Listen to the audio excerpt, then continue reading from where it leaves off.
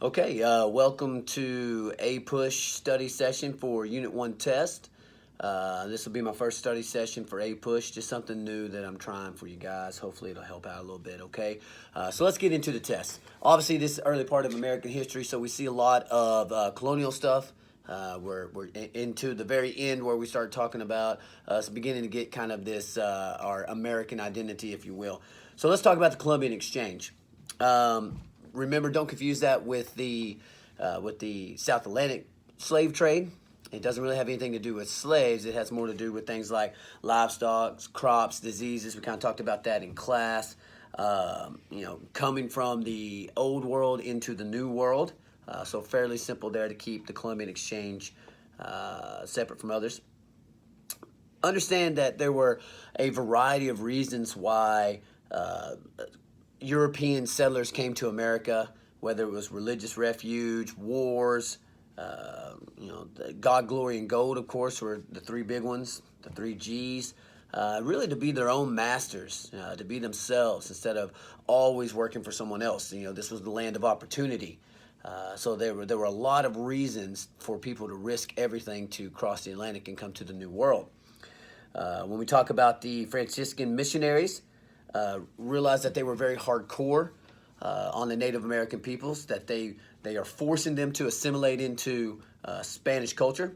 They want them to be Christians. They want them to look like the Spanish. They want them to talk like the Spanish. They want them to speak the language and everything. They are not very friendly with the Native Americans, to be honest, especially as compared to the French Jesuits, who were more willing to understand how the Indians looked at life.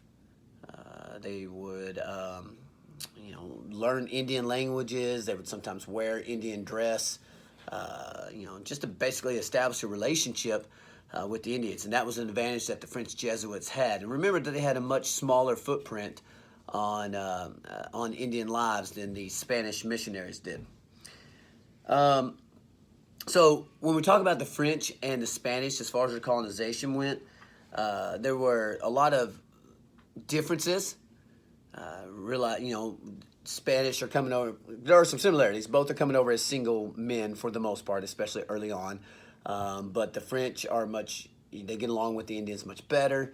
However, both are seeking the God part of the three G's. They want to get the natives to Christianize, to assimilate into Christian values. So there's some similarities there.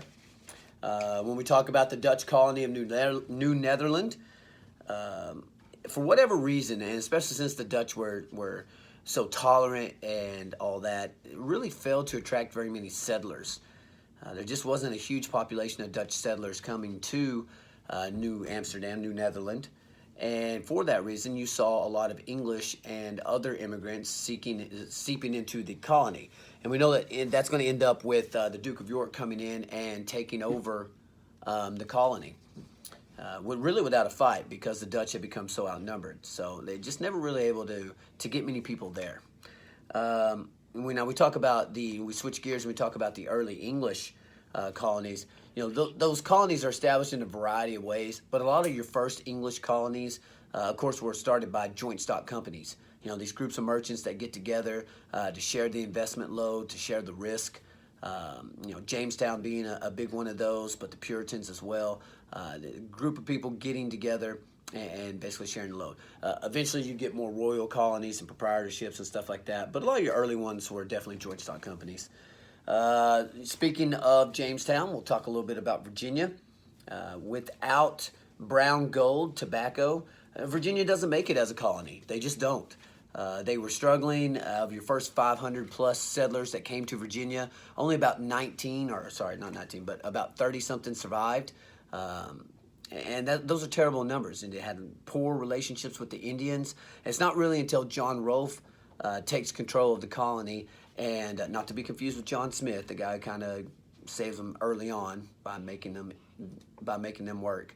But it's John Rolfe that really makes the colony thrive and is going to make it a reason why people would actually come to Jamestown. And it's all about tobacco. That's the opportunity there. That's the economic opportunity. Lord Baltimore, when we talk about Lord Baltimore, we kind of always associate him with the colony of Maryland. Remember, Baltimore's in Maryland. And we talk about Maryland, we always kind of really mention the biggest, the most important thing about Maryland early on really is that it was a refuge for Catholics. Remember that Catholicism was being pushed out in England. Protestants really controlled England by this point. And so this, for the few English Catholics that there were, this colony offered them a place to go and with no persecution against or from Protestants, okay? All right, Navigation Act's incredibly important. We remember that, you had a period of salutary neglect where the English are too busy with things going on over there to directly rule the colonies, so the colonies get some autonomy there. But the Navigation Act is an attempt to reestablish control. And they're going to basically tell the colonies who they can trade with, meaning England, no France. They're going to have to use English ships to do their trading on. Basically gives them a lot of stipulations that controls colonial trade. It's going to create a lot of bad blood between the colonists, especially the merchant class and the English. Bacon's Rebellion, we talked about that several times in class. There's a lot to Bacon's Rebellion, but really you have a class struggle here between the elite who landed first, who got over here first and gobbled up all the great land on the coastline, and kind of the new wave, the new generation of colonists who come in, and they have to basically push out into the wilderness. So they don't like their lives versus the rich, and they have a problem with how tax money is being spent and don't feel like they have any help against the Indians. So we know that it leads to this basically kind of like a miniature civil war there in Jamestown Colony. City upon a Hill, an easy reference. We talk about it with Massachusetts, that it was supposedly the Puritans were supposed to be an example, this city upon the hill, where all the other colonies would look at them as the model of how to be a great colony. Didn't quite work out like they had wanted. It led to, there were some famous banishments, of course, in the Puritans. Remember, the Puritans were a theocracy, basically run by the church and the church elders, the important people in the church. Anne Hutchinson famously is banished from the Puritan colony and moves to Rhode Island. She did this was because she taught different than the church, which is a big no-no in this time period, of course. She's going to teach that you can speak directly to God, that you don't need necessarily the preachers to be your middleman between you and God.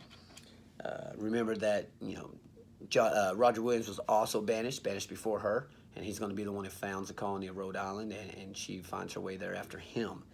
So always remember that. Now, when we talk about the nature of the British Empire before 1660, that's when we're talking about salutary neglect. We're talking about they've got so much stuff going on over there that it's just, there's no really hard and fast rules for the colonies. They're ruling them by whims and who's in charge at the time. And it's because of that you're going to see the colonies begin to develop their own identity, and they really get used to making the rules for themselves and not really answering to Britain that much. Quakers, when we talk about Quakers, we associate them mostly with Pennsylvania, although they were in other areas like New Jersey, but Pennsylvania was founded as a haven basically for Quakers, this religious group that was kind of seen as being very radical, believing in no warfare, refusing to fight in English wars, and the English are always fighting, so that's an issue. And they're a little bit different in that their religion is more egalitarian, that the ladies basically have a say. They share their congregations with the men. They talk about an inner light, that anybody, man or woman, can have the inner light, and you can stand up and talk about God and stuff. Now, originally, when we go back to the Navigation Acts, the whole purpose of the Navigation Acts was really to force the colonists to stop trading with the English enemies, such as the Dutch and the French, who were basically economically competing with the English at the time. Think of it as kind of America first attitude and not buying from China, since we compete very heavily with China economically. So that's really what you have going on here for the Navigation Acts. We didn't really talk much about the Dominion of New England in class, and that's really my fault. So we're going to make sure and cover just a little bit right here. So New England, was not a colony originally. It was Massachusetts and Delaware and some of these other ones around it. And Massachusetts and the Puritans were always kind of being stubborn against the crown. And so finally Britain gets fed up with it, and they're going to they're going to revoke Massachusetts charter, and they're going to consolidate them and the smaller colonies surrounding them into a larger colony called New England. And this ticks the Puritans off because a man by the name of Sir Edmund Andros is placed over them kind of as a royal governor, and he's going to ensure that the Puritans' religion is not in control of that colony anymore. So it's a really bad deal. It creates a lot of resentment. And when we talk about the rebellion and the revolution, you know, the hotbed of it, of course, takes place in Boston and in Massachusetts. And a lot of it's because of the Dominion of New England. You know, it bans town hall meetings. It abolishes colonial legislatures. It even makes them pay money for land titles and stuff. It's just a really bad deal as far as the colonists are concerned. Switching gears just a little bit, South Atlantic system. Primary product of South Atlantic system is sugar, without a doubt. Think the Caribbean, think Brazil. Those are huge sugar plantation areas. Large numbers of slaves who aren't going to live very long go there. When we talk about the Middle Passage, that one's super easy. That's just the leg of the South Atlantic trade where the slaves are, you know, packed onto those ships between Africa and the New World. Just a horrendous passage. I think somewhere upwards of 20% of the slaves don't even make it through the trip, and there are many of them that commit suicide when they get the chance to jump overboard. So when we talk about the Chesapeake landowners, we talk about Virginia and Maryland, those areas there. They are kind of unique in the New World in that they are sort of trying to model themselves after European aristocrats, British aristocrats, noblemen basically. Their wealth is based solely off their land, and they kind of think of themselves as noblemen, and they have slaves who work for them who are kind of like the servants and the peasants that existed back in the old world. So keep that in mind. Chesapeake's by far the closest to the British aristocratical model. We talked about solitary neglect, so I think you know that one. Farm wives, how they contribute to their families. I mean, they do a little bit of everything. They're helping their husbands do what the husbands have to do as far as the planning goes. Of course, they're cooking, they're cleaning, they're taking care of the kids. Very all-purpose jobs for them. Women's property rights.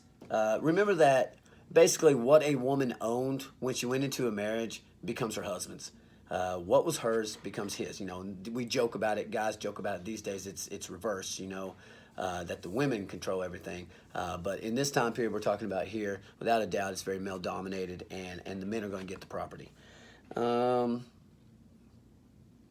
Let's see. Inheritance in the mid-1700s, we get to the point where we feel obligated to divide our property amongst, we get rid of primogeniture, giving it to the eldest son, and we feel like we need to divide it amongst all the children there. You get this kind of sentimentalism that comes over the people in New England. I think you'll know that one on Quakers. John Locke. Remember John Locke, he is all about natural rights. He feels that education has a powerful role in society, that the government is by the people and for the people, something we'll think is very important when it comes to the American Revolution. Okay, so we got a few questions left, and it looks like I'm about to run out of upload time here. I think it's about 15 minutes, and we're sitting at 14 plus. So what I'm going to do is I'm going to break here, and I will come back with a section 2 momentarily.